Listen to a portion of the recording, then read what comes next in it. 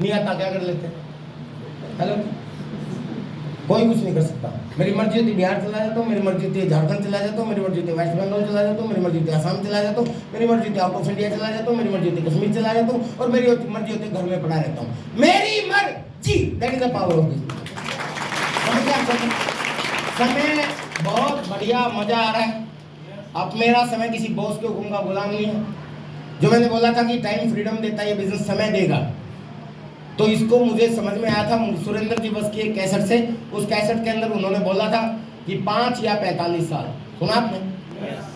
वो बोलते हैं या तो लगे रहो गधे की तरह 45 साल तक। जो आम आदमी आप सब लोग हैं ना, जो काम करते हैं वो लगभग 45 साल तक ही करोगे, ये सुनो। 45 साल के बाद आप करने लायक नहीं रहोगे। सरकार भी आपको नौकरी से निकाल देगी, प्राइवेट जॉब वाले भी निकाल देंगे, और कलयुग है घर वाले भी निकाल देंगे। सच बता रहा हूँ, ये हकीकत है वैसे। और मैंने बोला था ना, मैं सच्चाई बताऊंगा, मोटिवेट नहीं करूंगा। थोड़ा सोच के देखो, आपका दिमाग खुद गएगा। आज का समय बहुत बुरा है, ये सुनो। तो लगभग 20-25 साल के बाद तो हम काम करना शुरू करते हैं, फिर लगभग 45 साल तक काम करते हैं। 45 और 25 कितने हो गए? 70। उसके बाद कुछ करने लायक रहते नहीं। हेलो, उसके बाद घूमना फिरना भी चाहो तो हरिद्वार के अलावा कोई जगह आपके काम की बस्ती नहीं है। हेलो, मतलब ऐसी ऐसी जगह ही जा सकते हो। तो सुरेंद्र वसी बोलते हैं तो लगे रहो ऐसे गधे की तरह 45 साल, और 45 साल काम करने के बाद पीछे मुड़ के देखोगे कि मैंने किया क्या, तो पता चलेगा कि बच्चे पैदा किए, उनका पढ़ाई करवा दी और उनकी शादी कर दी। पहली अचीवमेंट। दूसरी, एक अपने लिए कोई छोटा मोटा घर बना लिया। मैक्सिमम लोगों की ये 2 अचीवमेंट होती है बस। इसके अलावा सारी जिंदगी भर अपने ही पैरों नीचे अपने सपने कुचलते आते हो आप लोग, ये सुनो, दैट इज द रियलिटी। लेकिन आरसीएम बिजनेस में कहा जाता है कि ये 2 काम तो आप बहुत पहले कर लोगे, और ऐसा ही हुआ। मैंने आरसीएम बिजनेस शुरू किया सर, फुल टाइम करने के बाद मैं इस बिजनेस में बहुत आगे बढ़ा। मेरे बच्चों की एजुकेशन तो टाइम लगता है, लेकिन मैंने मेरी सिस्टर की एजुकेशन करवाई। मेरे पापा के बस की बात नहीं थी, उनकी शादी की, मेरे पापा की बस की बात नहीं थी। जो काम एक आम आदमी 45-50 साल के बाद करता है, वो आपने पहले ही कर दिया। हेलो, मेरे बच्चों की बजाय मेरे पापा के बच्चों की एजुकेशन और शादी की। हेलो, घर बना लिया, एक घर नहीं बनाए, बहुत से घर बना लिए। वो ज़्यादा डिटेल में नहीं बताऊंगा, अभी टाइम कम है। आज टाइम फ्रीडम, मनी फ्रीडम और सिक्योरिटी का आनंद ले रहा हूँ। और मैं आपको ये कहना चाहता हूँ कि सर, ये बिजनेस जो दे सकता है ना आपको, वो कोई और काम नहीं दे सकता। इसलिए टॉप प्रायोरिटी पे इस काम को लेना शुरू कर दो, आपकी जिंदगी बहुत बदल जाएगी। तैयार हैं? जैसे एग्जाम्पल के तौर पे हमारे सामने एक बहुत बड़ा चैलेंज है कि आप सब लोग जिस क्लास में पैदा होते हैं उसी क्लास में हम लोग मर जाते हैं। हमारे दादाजी जिस क्लास में पैदा हुए थे उसी क्लास में वो चले गए या चले जाएंगे।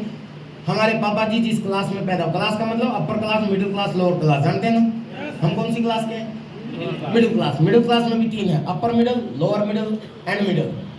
आप सब लोग या तो लोअर मिडिल से या मिडिल से। इसको जानने का क्या तरीका है?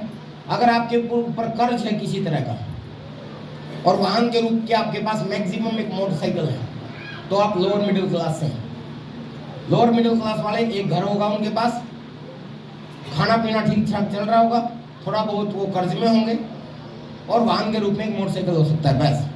That is the lower middle. Middle class ये होती है जिनके ऊपर कोई कर्ज नहीं होता, वाहन के रूप में एक कार भी हो सकती है उनको, घर एक के बजाय 2 भी हो सकते हैं, यानी कि कोई प्लाट वगैरह भी खरीद रखा होगा उसने, या खेत भी हो सकते हैं, और थोड़ा सा साल में एक आध बार अपने बच्चों को घुमाने के लिए बाहर भी लेके चले जाते हैं वेकेशन पे। हेलो, ये है middle class. Upper middle class, जिसके कुछ लोग कर्जदार होते हैं, उनके कई घर होते हैं, कई गाड़ियां होती है, समझ गए आप सब लोग? अब आप खुद अंदाजा लगा लो आप किस क्लास में। हम जिस क्लास में होते हैं उसी में अपने बच्चों को छोड़ के चले जाएंगे, और हमारे बच्चे भी इसी क्लास में अपने बच्चों को छोड़ के चले जाएंगे। That is the reality of hours. Yes और नो? अगर आप अपनी क्लास चेंज करना चाहते हो तो अगर आरसीएम नहीं किया तो क्लास चेंज होगी नीचे की तरफ। ये सच है, क्योंकि आने वाले समय में आपके बच्चों को माफ करना पर सच्चाई है, नौकरियां नहीं मिलने वाली। हेलो, वो आपसे भी ज्यादा पढ़े लिखे हो जाएंगे तो भी नहीं मिलेगी। ये है तो है सच्चाई, क्योंकि रोबोटिक युग आने वाला है। अभी कंप्यूटराइज युग चल रहा है, मशीनी युग चल रहा है, आने वाला समय और भी खतरनाक है। दूसरा, बिजनेस भी आसानी से नहीं चलेंगे, कंपटीशन बहुत हाई लेवल का होगा। हेलो, पर खर्चे खत्म नहीं होंगे आपके, तो बढ़ते जाएंगे, खर्चे बढ़ते रहेंगे। और अगर खर्चों से इनकम आती हो, इससे बढ़िया कोई बिजनेस आपके लिए हो नहीं। समझ रहे आप? सुन रहे? तो साइंटिफिक बिजनेस है, कोई स्कीम नहीं है, मेंबर बनाने का धंधा नहीं है। और यही चीज सर मैं आपको बताऊं कि अगर ये आपने कर लिया, इस बिजनेस की पावर आपकी समझ में आ गई, तो ये बिजनेस आपकी क्लास चेंज कर सकता है। मेरी की, मैं तो लोअर मिडिल क्लास से नहीं था, लोअर क्लास से था। मैंने आरसीएम बिजनेस में काम किया, मैं लोअर क्लास से लोअर मिडिल क्लास में आया, और अच्छी तरह काम किया। लोअर मिडिल क्लास से मिडिल क्लास में आया, मिडिल क्लास से अपर मिडिल क्लास में आया, और दुनिया की कोई ताकत मुझे अपर क्लास में जाने से नहीं रोक सकती। समझ रहे हैं?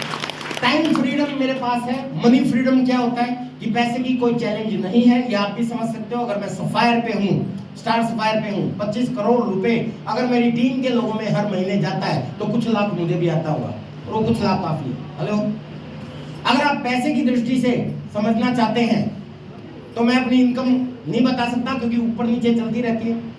हाँ, एक चीज बता सकता हूं कि भारत के प्रधानमंत्री नरेंद्र मोदी की तनख्वाह मैं देता हूं। हेलो, हाँ, और अगर गाड़ियों से आप समझना चाहते हैं, तो मेरे को इस गाड़ी की वजह से ही आरसीएम समझ में नहीं आया था। तो आज मेरे पास गाड़ी आई, एक नहीं, मेरे पास अलग कार है, मेरी वाइफ के पास अलग कार है, मेरे पापा के पास अलग कार है, भाई के पास अलग कार है, बहन के पास अलग कार है, बड़ी बहन के पास अलग कार है, एक चोरों के पास है, और एक मेरी पहली कार घर पे खड़ी है। कितनी होगी? चोरों के पास इतना माल तो मेरे पास अब भी है। समझ रहे? मेरी मैडम की इच्छा होती है, कोई सी भी गाड़ी निकाल के चलती है। आज भी वो दिल्ली के तालकटोरा स्टेडियम में प्रोग्राम अटेंड करने के लिए अपनी गाड़ी में गई हुई है। हेलो, आने वाले समय में अभी मेरे बच्चों के पास भी गाड़ियां होने वाली हैं। घर से अगर आप देखना चाहते हो, तो सारी जिंदगी में आदमी एक घर नहीं बना पाता। मेरा कोई घर नहीं था। जिस कॉलोनी में अखबार बांटता था, उस कॉलोनी का सबसे अच्छा घर मेरा। उसके बाद जींद के अंदर एक और घर लिया, दोनों की कीमत 2 करोड़ से ऊपर। मैं अपनी प्रॉपर्टी बता के आपको प्रभावित नहीं करना चाहता, सिर्फ पावर समझा रहा हूँ आपसे। हेलो, मुझे कोई जरूरत नहीं है ऐसे आके आपके सामने कुछ मोटिवेट करने की। मैं तो घर पे जाके सूत भी जाऊंगा ना, तो भी 1 करोड़ रुपए महीना की इनकम भी आएगी आने वाले समय में। समझ रहे? ये पोजीशन है इस बिजनेस। एनीवे, सुन ले, अभी एक घर मैंने दिल्ली में रहना शुरू किया, दिल्ली में ले लिया, वो भी मैंने बेचा नहीं, है मेरे पास। दूसरा एक रोहतक में बनाया, वो भी मेरे पास है। जिसमें मैं रह रहा हूँ वो लिया बादुगढ़ में, यानी कि एनसीआर में, वहाँ पे मेरे बच्चे पढ़ते थे, वो भी मेरे पास है। एक कहा जाता है कि अगर आप कामयाब होना चाहते हो, तो अपने एक्टिव फैक्ट्री और ग्रोइंग अपलाइन के पास में रहना चाहिए। हेलो, तो सुरेंद्र बस जी ने 7 करोड़ का मकान लेके दिल्ली गुड़गांव में रहते हैं। एक उनके घर के सामने मैंने ले लिया अभी रिसेंटली 2.5 करोड़ का। Hello, that is the power of this business. हाँ, अगर आप जमीन देख के प्रभावित होना चाहते हैं, तो पूरे इंडिया की 7 स्टेट में मेरी जमीन है, आपके बिहार में भी मेरी जमीन है। आधा तो मैं बिहारी हो चुका हूँ। हेलो, समझ रहे? अब ये चीज मैं क्यों बता रहा हूँ, ये आपको कुछ प्रभावित करने के लिए नहीं बता रहा, मैं आपको ये बताना चाहता हूँ कि मैं कहाँ था और इस बिजनेस से कहाँ पहुंच गया, कैसे पहुंचा। अगला चैप्टर है ये। हेलो, क्योंकि इस बिजनेस में बोला जाता है ना, किसी काम के पीछे अगर हाथ धो के पड़ोगे तो कामयाबी मिलेगी। मैं नहा धो के पड़ा। हेलो, जिस समय मुझे ये समझ में आ गई ना सारी चीजें जो मैं आपको बता रहा हूँ, यार ये बिजनेस मेरी क्लास बदल सकता है, उसके बाद मैंने पीछे मुड़ के नहीं देखा था। आपके बीच में जो रॉयल्टी चीवर आए थे ना, अभी स्टेज पे जगह नहीं थी। हेलो, जींद में ऐसा ही हाल हो गया। जैसे ही रॉयल्टी चीवर को बुलाया जाता था, जींद में स्टेज भर जाती थी। और पता है, उन रॉयल्टी चीवरों में मैं नहीं होता, जबकि मैं रॉयल्टी चीवर था। मैं बहाना लगे पीछे से भाग जाता था। और प्रोग्राम के बाद मेरे सीनियर अपलाइन मेरे पास आते थे, सुरेंद्र बस जी, और कहते थे, अरे यार तू रॉयल्टी पे क्यों नहीं आया स्टेज पे। मैं कहता सर बहुत दर्द होता है।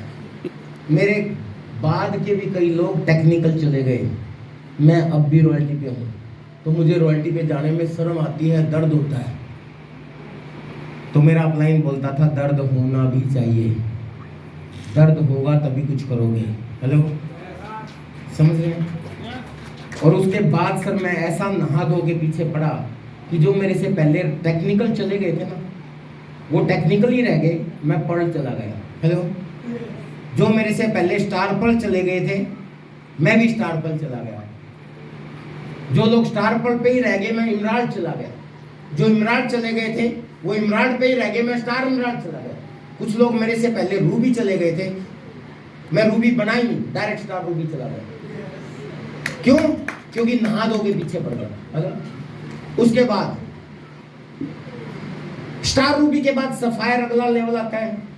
इंडिया के अंदर 500 लोग सफायर बने, उनमें मैं भी था। और अब कोविड के टाइम में पूरा हिंदुस्तान वही था, अकेला आपका दोस्त विजय विरोधिया टॉप अचीवर बना, स्टार सफायर बना, सबको पीछे छोड़ दिया। और ये मैं क्यों बता रहा हूं आपको? अपनी डींग हाँकने के लिए नहीं बता रहा, मैं आपको बता रहा हूं कि रिकॉर्ड हमेशा टूटने के लिए बनाए जाते हैं। हेलो, अब ध्यान से सुनना अगले की बात, कि भी आपको बताना चाहता हूं कि बिजनेस में इतना पोटेंशियल है। जो नया